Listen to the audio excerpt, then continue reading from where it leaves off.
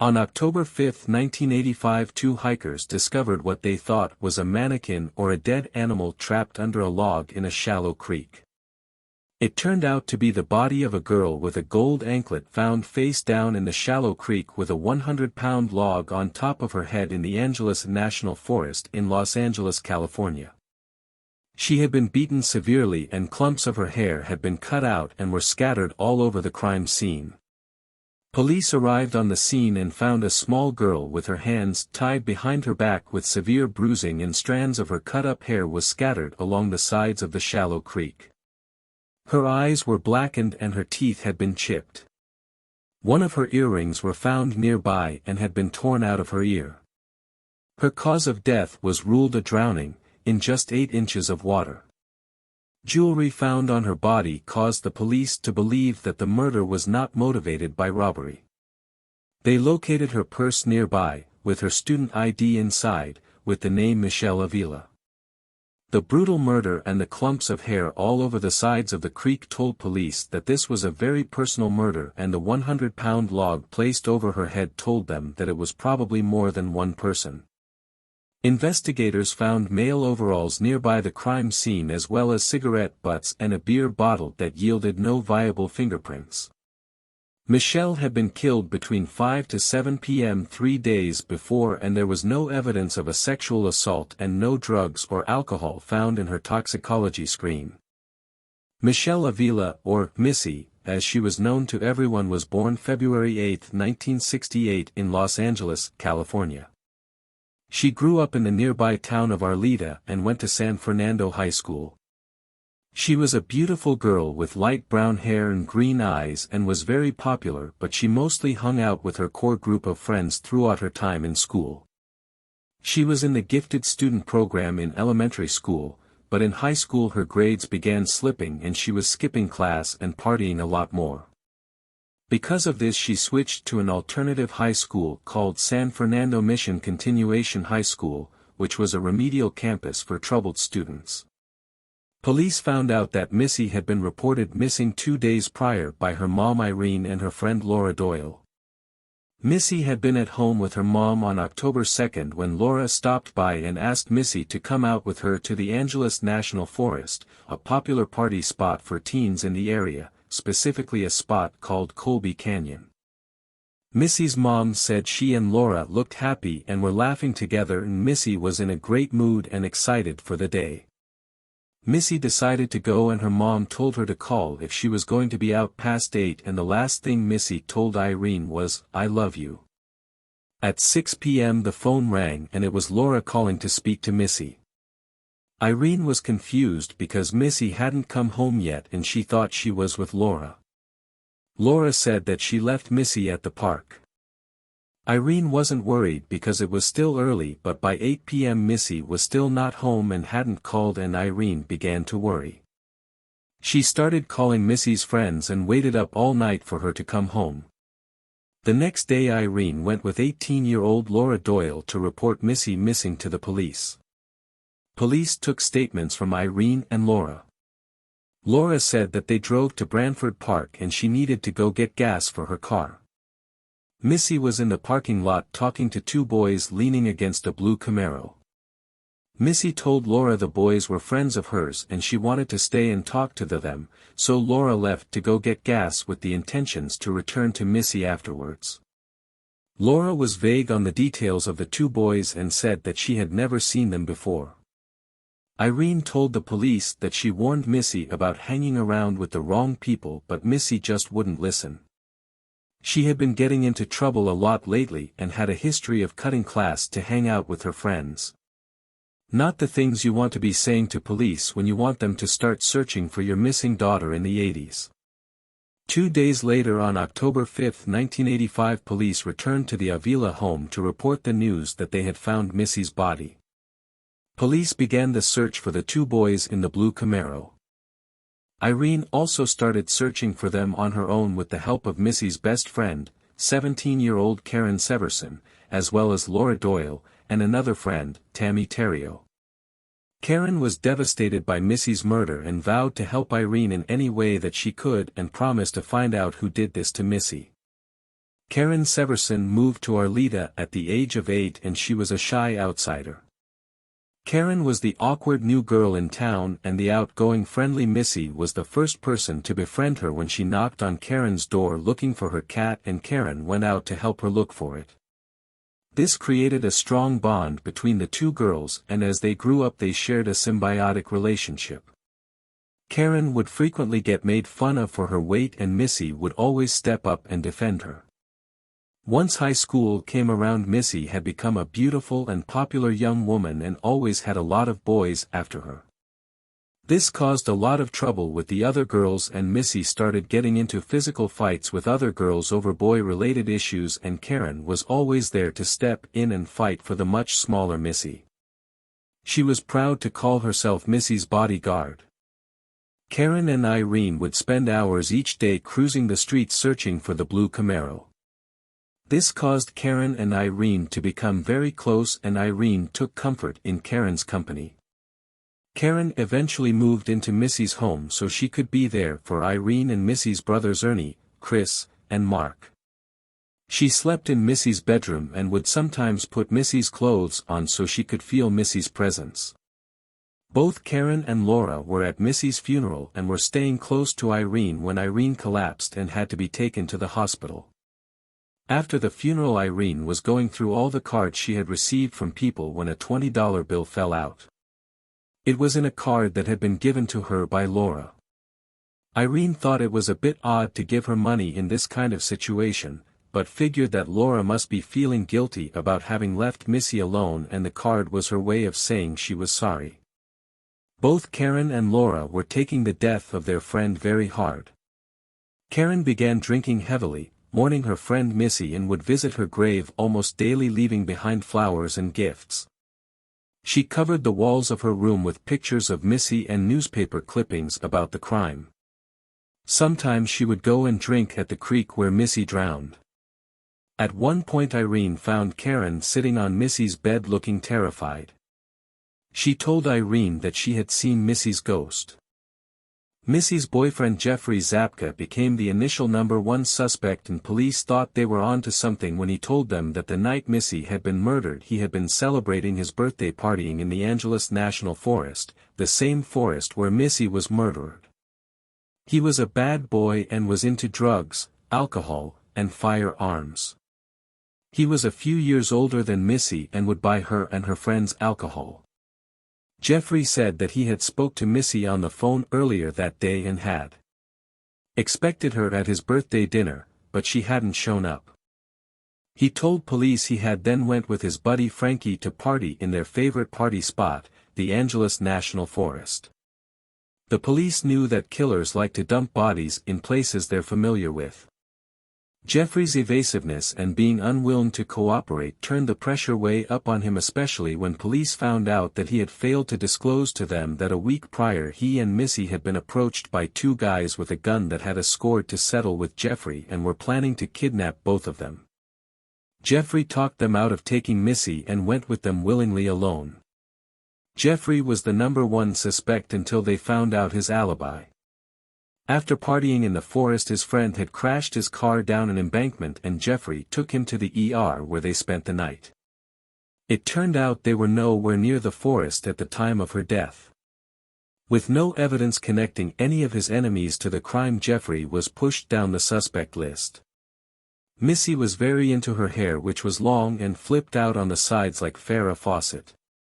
She would frequently have people waiting on her, taking forever to make her hair just perfect. The police began to start asking around and found out that Missy had gotten into a fight with another girl she had been friends with. She found out that her boyfriend had come on to Missy and they got in a fist fight. Missy reported the fight to the police and was actively pursuing the case to trial. She was supposed to appear in court to testify a week after her murder, and a conviction would have meant jail time for the girl. The girl clearly wasn't a fan of Missy, but said that she hadn't seen Missy in months and her friends corroborated her alibi and she was dropped down the suspect list.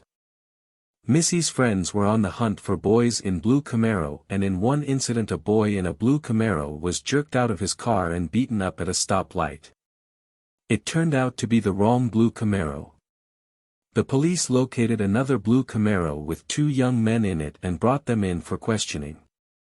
They admitted to knowing Missy in interrogation, but insisted they never saw her the day that she died and claimed they weren't even at the park that day. Laura was unable to identify them and they had rock-solid alibis and were cut loose. Missy had a close circle of friends that all went to multiple schools together. One of them was a boy Missy dated in her junior year named Randy Fernandez.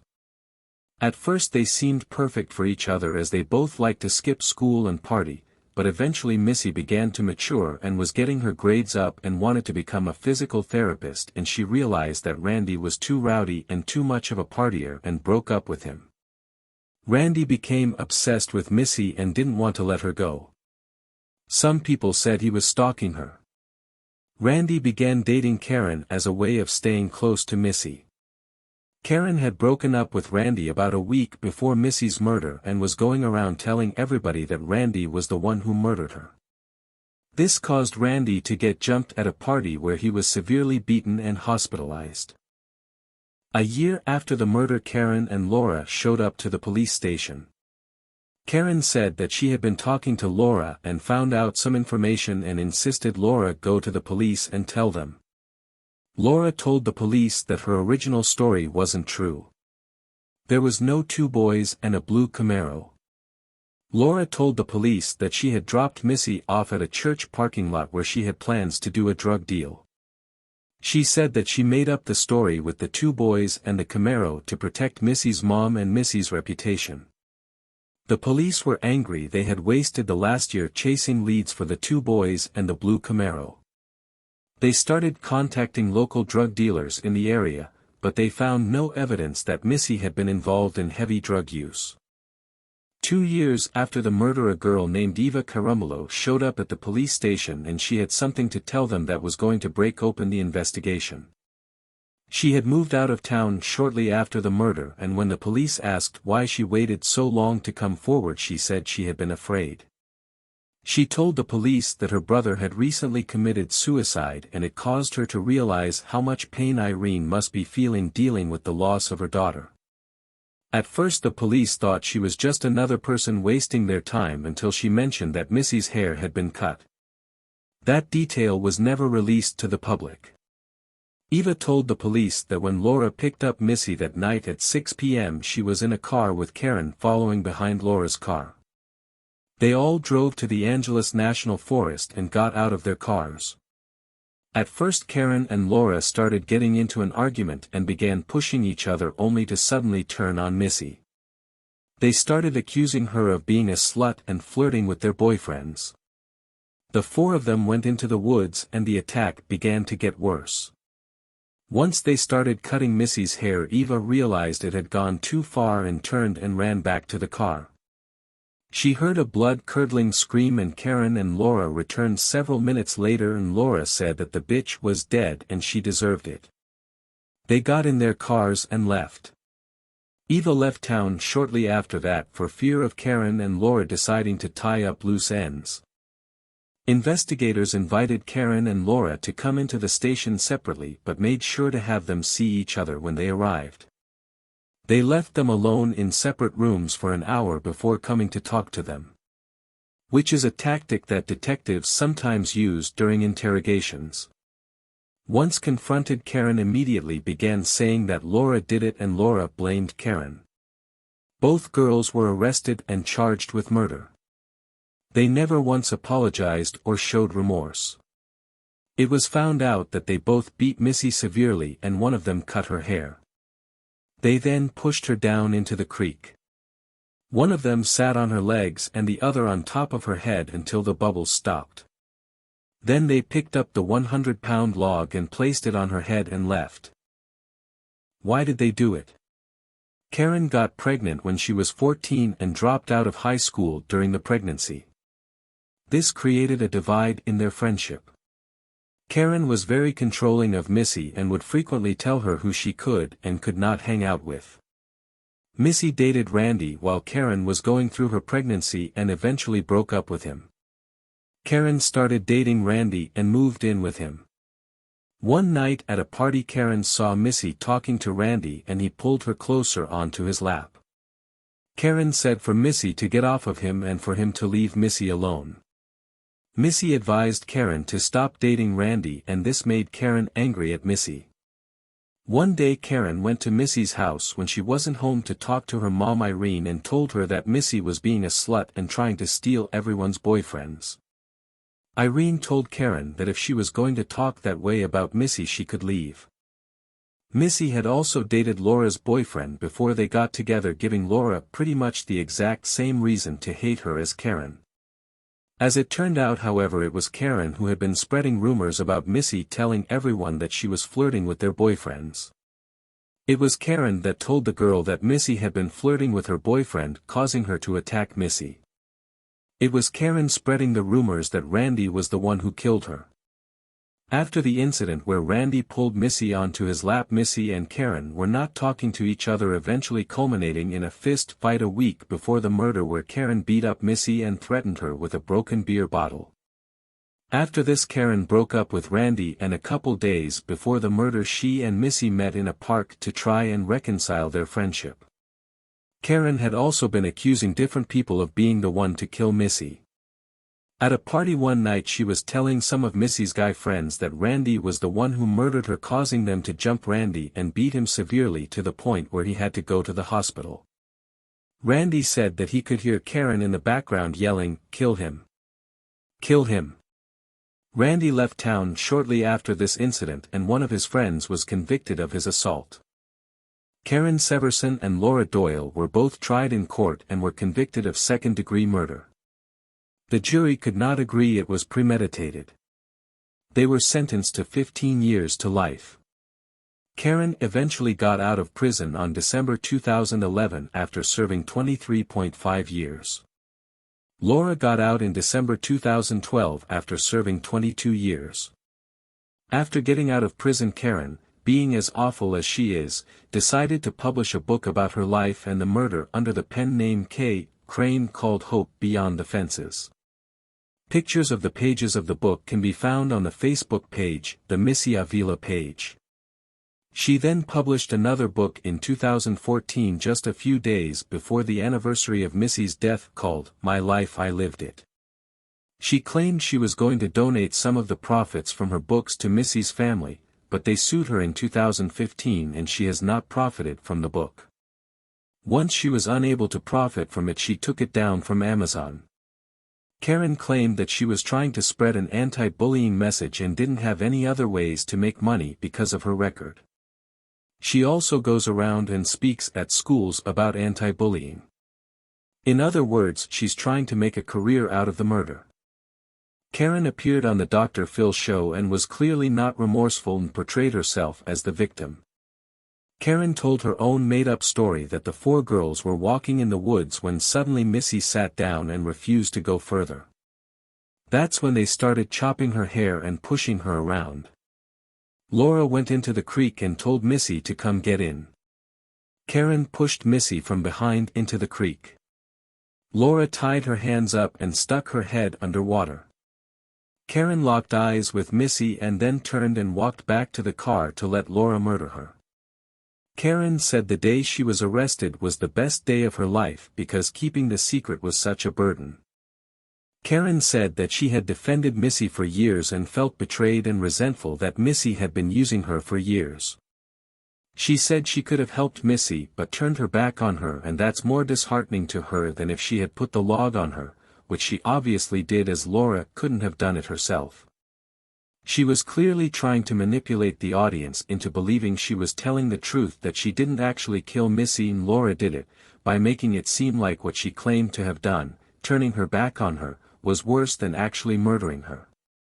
She claimed that she incorporated herself back into Missy's family because her absence wouldn't have been normal and she was trying to appear as normal as possible even though she was so high on drugs and alcohol. Karen claimed she didn't actually move in with the family and was instead just over very frequently, but Missy's family and prosecutors and everyone else say that Karen moved into Missy's bedroom and went so far as to wear Missy's clothes. Clearly she was so jealous of Missy that she was trying to become her and take over her life. She also claimed they were bullies and that bullies are pack animals and neither of them would have committed the murder on their own. Laura Doyle has pretty much dropped off the grid since getting out of prison. Due to Karen's book and Missy's family's lawsuit, California passed Missy's law, requiring entities who are helping publish works aided by criminals to contact the families of the victims about the said works. Please like and subscribe. There will be more interesting true crime videos in the future. Do you think Karen is a psychopath? How was she able to live with the family of her best friend whom she murdered? Why are there so many cases where teenage girls kill their best friends? For example, Skylar Neese, Shanda Scherer, Jennifer Doherty, or the Slender Man stabbing. Why couldn't the jury agree on first-degree murder? Do you think it was premeditated? Please let me know in the comments below and look forward to another true crime video in the future. This is my first time ever making a video like this and I am still learning to edit as I go.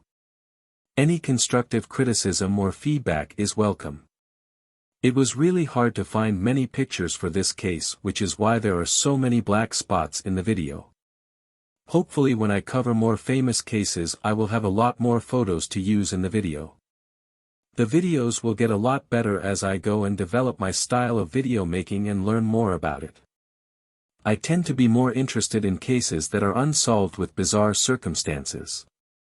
I decided to start off with Missy's case because I heard about it years ago on ID Discovery and have always wanted to cover it. There are so many cases I want to cover in the future and provide my analysis on. There wasn't a whole lot of opportunity to provide analysis in this case because we pretty much know everything that happened, but look forward to that in the future.